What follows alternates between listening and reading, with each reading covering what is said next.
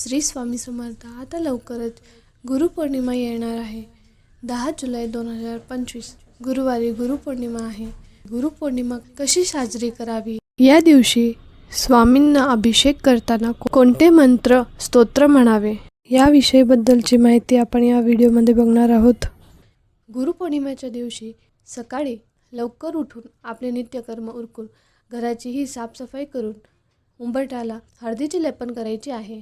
नंतर एका ताम्हणात स्वामींची मूर्ती घेऊन मूर्तीवर पाण्याने किंवा पंचामृताने अभिषेक करायचा आहे. अभिषेक करण्याआधी सर्वप्रथम आपल्याला स्वामी स्तवन म्हणायचे आहे. ते झाल्यानंतरच अभिषेकला सुरुवात करायची आहे.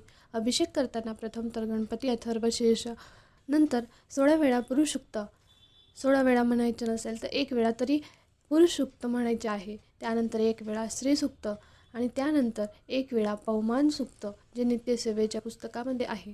आणि त्यानंतर 1 वेळा रामरक्षा स्तोत्र म्हणायचे आहे. यामधील फलश्रुती म्हणायची गरज नाही.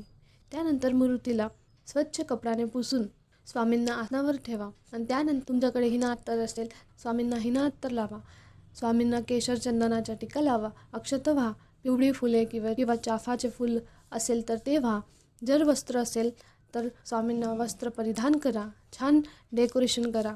त्यानंतर गणपती आणि स्वामींची आरती करा. स्वामींना नैवेद्य द्या.